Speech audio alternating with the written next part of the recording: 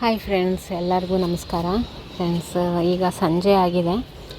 ನಾನೊಂದು ಸ್ವಲ್ಪ ನನ್ನ ಗಾರ್ಡನಿಗೆ ಬಂದಿದ್ದೆ.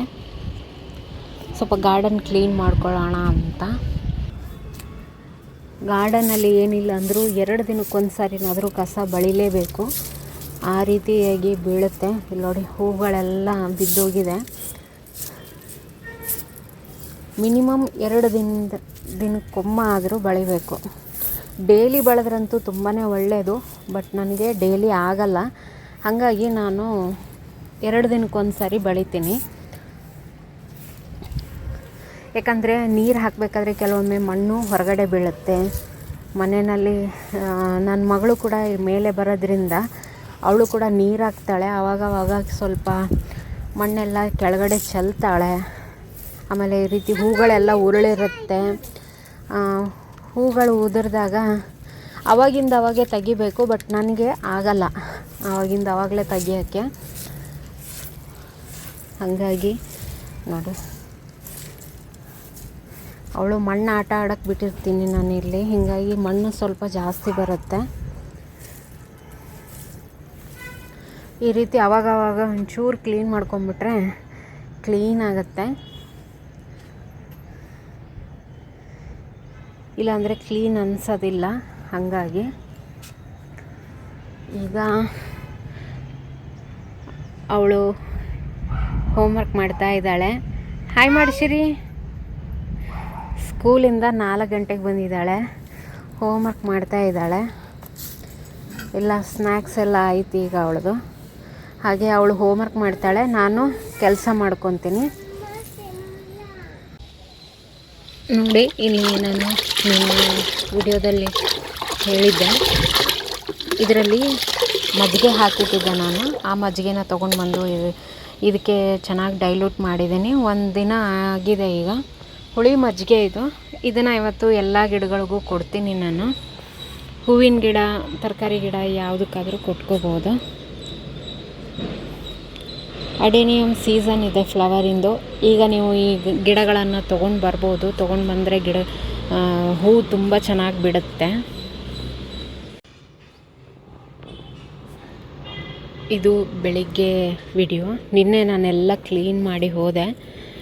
ಆಮೇಲೆ ಮತ್ತೆ ವಿಡಿಯೋ ಮಾಡೋಕ್ಕಾಗಲಿಲ್ಲ. ಇದು ನೋಡಿ, ಪರ್ಪಲ್ ಕಲರ್, ಲೈಟ್ ಪರ್ಪಲ್ ಇದು. ತುಂಬ ಚೆನ್ನಾಗಿ ಕಾಣುತ್ತೆ ಹೂವು. ಇದರದ್ದು ಸೀಡ್ಸ್ ಎಲ್ಲ ಬಿಟ್ಟಿದ್ದೆ ನಾನು. ಇಲ್ಲೆಲ್ಲ ಆಗಿದೆ ನೋಡಿ, ಸೀಡ್ಸ್ ಆಗಿದ್ದಾವೆ. ಇನ್ನೊಂದು ಸ್ವಲ್ಪ ಒಣಗಬೇಕಷ್ಟೇ. ನಿಮ್ಗೆ ಯಾರಿಗಾದರೂ ಸೀಡ್ಸ್ ಬೇಕಿದ್ದರೆ ನೀವು ಕಮೆಂಟ್ ಮಾಡಿ. ನಾನೊಂದು ನಂಬರ್ ಕೊಡ್ತೀನಿ, ಅದಕ್ಕೆ ಮೆಸೇಜ್ ಮಾಡಿ ನೀವು. ಹಾಗೆ ಈ ಪಾಟಲ್ಲಿ ಈ ಗಣೇಶ್ ಬೇಲ್ ಕೂಡ ಚೆನ್ನಾಗಿ ಬಂದಿದೆ ನೋಡಿ. ಕಲರು ತುಂಬ ಚೆನ್ನಾಗಿದೆ. ಈಗ ಸೀಸನ್ ಇದೆ, ತುಂಬ ಚೆನ್ನಾಗಿ ಹೂ ಬಿಡುತ್ತೆ. ಹಾಗೆ ಇದರಲ್ಲಿ ನೋಡಿ, ಇದು ಮಾರ್ನಿಂಗ್ ಗ್ಲೋರಿ ಡಾರ್ಕ್ ಬ್ಲೂ. ತುಂಬ ಚೆನ್ನಾಗಿ ಬಂದಿದೆ ಹೂ ಮಾತ್ರ ನೋಡೋದಕ್ಕೆ. ಆದರೆ ಏನಂದರೆ ಇದು 12 ಗಂಟೆಗೆಲ್ಲ ಬಾಡೋಗ್ಬಿಡುತ್ತೆ.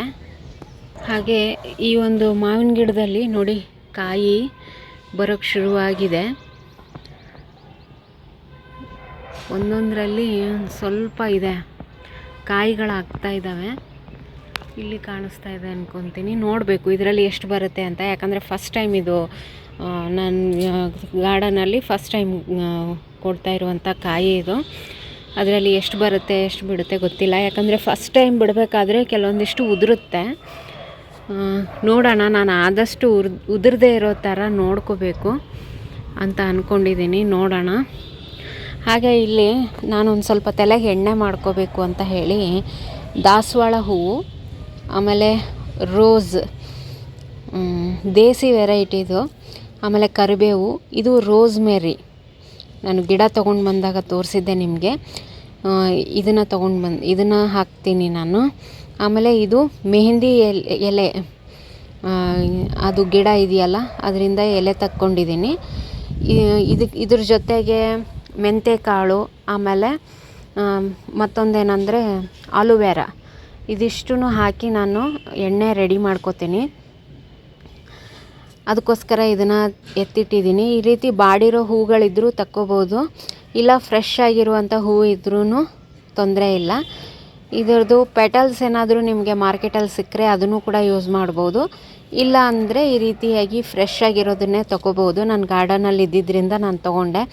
ನನ್ನ ಗಾರ್ಡನಲ್ಲಿ ಯಾವ ರೀತಿ ಹಾಕ್ಕೊಂಡಿದ್ದೀನಿ ಅಂದರೆ ನನಗೇನು ಅವಶ್ಯಕತೆ ಇದೆ ನಮ್ಮ ಮನೆಗೆ, ನಮ್ಮ ಮನೆಯಲ್ಲಿ ಯಾರು ಯಾವುದನ್ನು ತಿಂತಾರೆ, ಯಾವುದನ್ನು ಬಳಸ್ತೀವಿ ಅನ್ನೋದನ್ನು ನೋಡಿಕೊಂಡು ನಾನು ಗಾರ್ಡನಲ್ಲಿ ಆದಷ್ಟು ಬೆಳೆಸ್ಕೊಂಡಿದ್ದೀನಿ.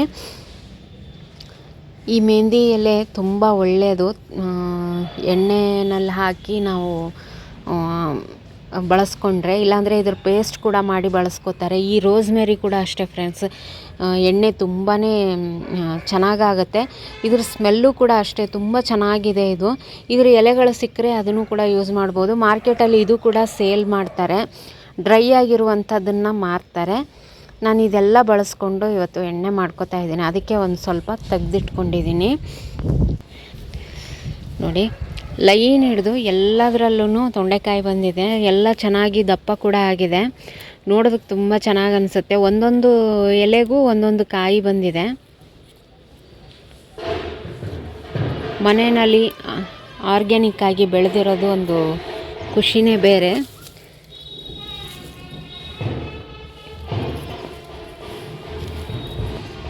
ನೋಡಿ ಇಲ್ಲೊಂದಿದೆ, ನೋಡ್ತೀನಿ ಮತ್ತೆ ಎಲ್ಲಿದೆಯೋ ಅದನ್ನು ತಕ್ಕೋತೀನಿ ನಾನು. ನೋಡಿ ಇಷ್ಟೊಂದು ತೊಂಡೆಕಾಯಿ ಸಿಕ್ತು. ಮೊನ್ನೆದೊಂದು 2-3 ಇದೆ, ಅದನ್ನು ಇದನ್ನು ಸೇರಿಸ್ಬಿಟ್ಟು ಪಲ್ಯ ಮಾಡಿದ್ರೆ ತುಂಬ ರುಚಿಯಾಗಿರುತ್ತೆ. ನೋಡಿ ಟೊಮೊಟೊ ಕಾಯಿ ಎಷ್ಟು ಚೆನ್ನಾಗಿ ಬರ್ತಾ ಇದೆ ಅಂತ, ದೊಡ್ಡದು ಕೂಡ ಆಗ್ತಾ ಇದೆ. ಹಾಗೆ ಇಲ್ಲೊಂದಿದೆ. ಈ ರೀತಿ ಕಾಯಿ ಬಿಡಬೇಕು ಅಂತ ಅಂದರೆ ನೀವು ಫರ್ಟಿಲೈಸರ್ಗಳನ್ನ ಹಾಕ್ತಾ ಇರಬೇಕು.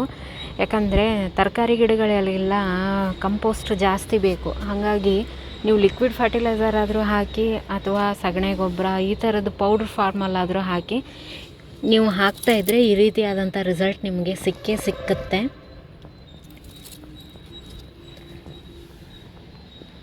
ಈ ವಿಡಿಯೋ ಇಷ್ಟ ಆದರೆ ಒಂದು ಲೈಕ್ ಮಾಡಿ ಫ್ರೆಂಡ್ಸ್. ಇನ್ನೂ ತನಕ ನನ್ನ ಚಾನಲ್ ಸಬ್ಸ್ಕ್ರೈಬ್ ಮಾಡಿಲ್ಲ ಅಂದರೆ ಸಬ್ಸ್ಕ್ರೈಬ್ ಮಾಡಿಕೊಂಡು ವಿಡಿಯೋಗಳನ್ನು ನೋಡಿ ಸಪೋರ್ಟ್ ಮಾಡಿ ಅಂತ ಹೇಳ್ತೀನಿ. Thank you.